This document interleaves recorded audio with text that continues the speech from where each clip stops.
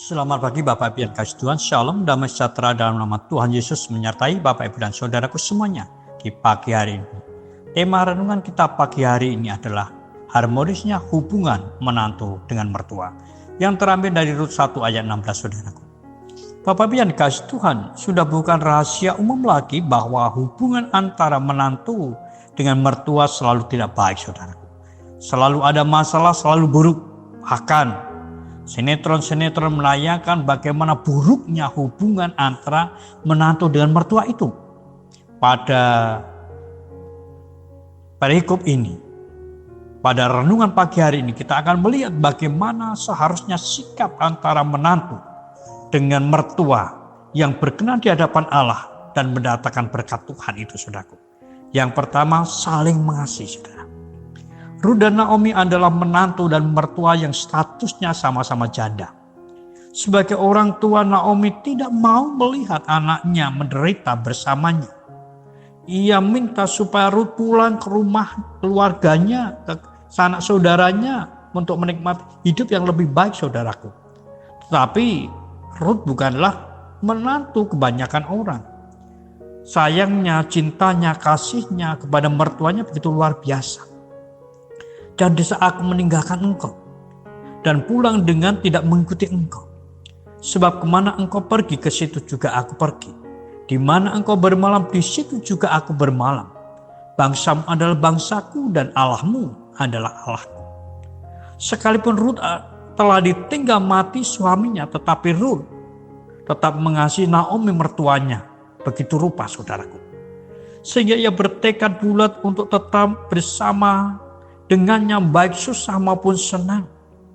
Hubungan yang saling mengasihi seperti inilah yang dikehendaki Allah bagi setiap kita.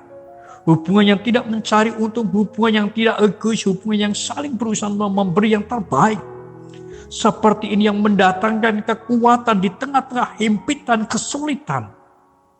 Dan yang mendatangkan berkat-berkat Tuhan.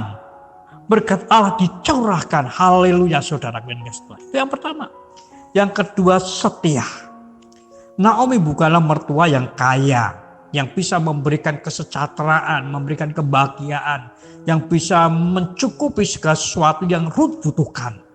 Naomi adalah mertua yang miskin, bahkan untuk pulang ke kampung halamannya saja, Naomi tidak membawa sesuatu apapun. Dengan tangan penuh aku pergi, tetapi dengan tangan kosong Tuhan memulangkan aku. Bapak Ibu dan kasih Tuhan, kondisi yang sangat tidak menguntungkan bagi Rut saat itu. Ekonomi yang buruk, miskin, tetapi semuanya itu tidak membuat kesetiaan Rut menjadi pudar, menjadi berubah terhadap mertuanya. Seperti kesetiaan Allah kepada umatnya, kepada kita sekalian. Sekalipun kita miskin dalam kasih, sekalipun kita miskin dalam menghargai pengorbanannya, dan seringkali mengecewakan hatinya Allah, tetapi kasih setianya Allah tidak pernah berubah buat setiap kita, saudara. Rut adalah menantu yang betul luar biasa, haleluya. Tidak sedikit menantu-menantu yang meninggalkan mertuanya, meskipun mertuanya telah memberi banyak hal kepadanya. Tetapi lain dengan Rut, sekalipun ia tidak mendapatkan apa-apa, bahkan hanyalah kemiskinan yang ia dapatkan, tak ada harapan yang pasti ke depan. Tetapi Rut tetap setia kepada Naomi, mertuanya. Kesetiaan yang demikian inilah yang Tuhan suka, saudaraku. Ketika umat Tuhan terus-menerus diperhadapkan dan kesulitan dan dia tetap setia. Walau kesulitan, ujian, cobaan terus mengalir dalam hidupnya. Tetapi ketika ia setia, itu yang Tuhan mau. Itu yang Tuhan suka. Seperti Rut setia kepada Naomi dan Tuhan suka. Itu yang kedua, saudara. Yang ketiga, saudaraku, yang kedua rela berkorban. Biarkanlah aku pergi ke ladang memungut bulir-bulir jelek di belakang orang yang bermurah hati kepadaku. Rut, seorang menantu yang berstatus janda ini, ia rela berkorban untuk hidup mertuanya yang sama-sama berstatus janda, saudara. Setiap hari Rut memungut bulir-bulir jelek, ngasak, demi hidupnya, demi hidup mertuanya. Rut tidak keberatan, Rut tidak terpaksa. Dengan senang hati Rut melakukannya. Bahkan ia tidak ingin melihat mertuanya susah hidupnya. Ia mau tanggung segala beban hidup mertuanya, saudara. Seperti Tuhan Yesus menanggung beban hidup kita, segala beban dosa-dosa kita yang membuat kita mungkin akan menghadapi penderitaannya begitu luar biasa. Dan Tuhan tidak mau melihat kita menderita, kita sengsara, kita mati.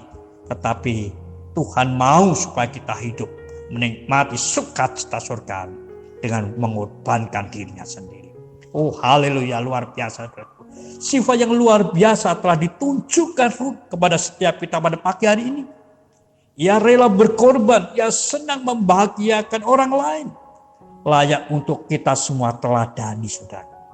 Inilah hidup yang harus orang-orang Kristen kerjakan. Itu yang ketiga. Yang keempat, saudaraku yang dikasih Tuhan, dia taat. Bapak yang dikasih Tuhan, Rut, dia taat kepada mertuanya. Naomi membujuk Rut untuk mendekati Boas, sekalipun usia Boas tidak sebadan dengannya. Tetapi apa kata Rut? Segala yang engkau katakan itu akan kulakukan. Rut sekalipun menopang hidup mertuanya, tetapi ia tetap hormat, ia tetap taat kepadanya. Ia tidak membantah sedikit pun. Ketaatannya kepada mertuanya mendatangkan berkat baginya.